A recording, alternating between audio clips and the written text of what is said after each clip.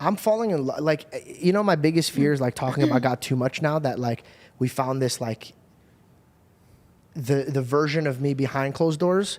I talk about God all the time. And the like how we talk about the full send, right? I can watch it and I respect it because it's real. Yeah. And I think that's what's happening with people on this show. They're like, even comments are like, oh, I don't even really believe in God, but when he said this, it really touched me. And like, that's a blessing. And sometimes I get really insecure and I'm like, oh, I hope I'm not like overdoing it to the point where people are like turned away from him. Because I don't want to be, I don't want it to be doing it for the views. I don't want to be doing it for the monetizing versions of it. I want to do it because it's really me. And sometimes because I'm also performing and being me, it's hard to like understand, am I doing this because I'm trying to perform it? Or am I doing this because I'm trying to work on this and learn from this?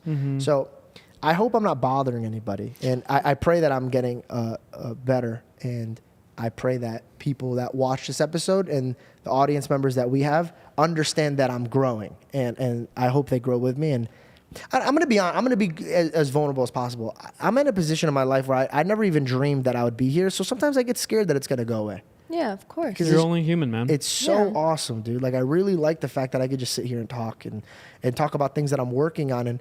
And this is how I put bread on the table. Like, that's crazy to me. Like, there's not a day that I wake up now and I'm like not abundantly grateful. Like, I'm just, it's overwhelming sometimes. Actually, I wrote this down. I said, I worry about my life all the time to the point where it's like kind of bad, but I was reflecting on this and I asked God, I go, how do I see this? Because fear should be a good thing. How do I use fear in this good thing, right? Like, I'm about to go on a trip. And this is a crazy example, but this is really what I have in my heart. I get really excited at night. I get on FaceTime with Justin Hedman and Kave, right? And we're always playing Fortnite together. And to me, that, I know it sounds like, oh, it's just a video game, but because we travel and work so much, that time, it's so much fun because I'm just in the moment with my friends. And then when I'm telling, they always go, oh, is this the last game before you go on a trip? And it usually takes a bit. Sometimes I enjoy it so much that I go, is this, God forbid, the last time I play with them? Like, what if something so heavy? What if something happens? So heavy. George is so Fortnite. heavy like this about so many things. It's one of the most endearing things about you, but he truly always thinks this. And I was thinking about this, and I go, I do this a lot, right? Like, I go, what if like this is my time and God wants me back, right? And this is the last time I play with them. And before I used to be like paranoid and in the shock of it. And now I'm just like, well, you know, I'm ready to go at any moment because I'm ready to meet my God. So if, God forbid, this is the last time I play Fortnite with them, let me enjoy it. So I literally sit there now, like, I will admit, a psychopath, thinking like this possibly might be the last time I play the game.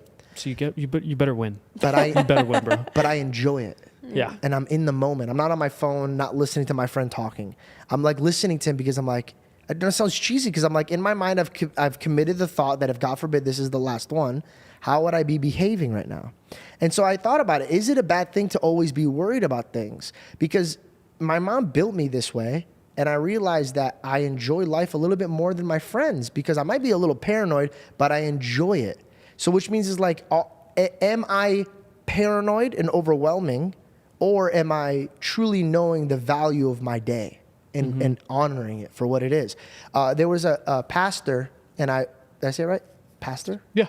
That he said something. I wish I remembered his name because this was a beautiful message. And I hope somebody could comment down because I'm not trying to bite this message because it's a beautiful message. And I think God gave it to him, but I wanted to restate this. But he goes, I was leaving my church all the time and leaving my new child that I felt scared about it. I might be butchering it, but I'm going to tell it the best way I remember.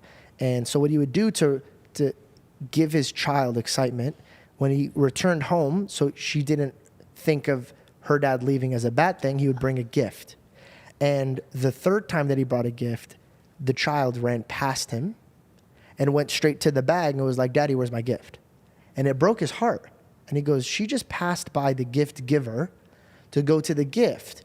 And he goes, it was that moment that I realized, he goes, consistency sometimes is where we fail. We get so comfortable. Like, I would always, when I was growing up, be like, why do my friends hurt me? Why do they think they could talk to me the way they can or treat me the way they can? Is because they know I'm consistently with forgiving, and consistency with love and understanding their point of view. So they take advantage of my kindness because I'm consistently good. So they'll take advantage of it. So sometimes good people will be taken advantage of. But then he goes, how many of you guys this morning thanked God that the sun went up today? He goes, because if we woke up one day and the sun didn't come out, all of us would be losing our mind. Mm-hmm. He goes, but how many of you guys truly today thanked God that the sun went up?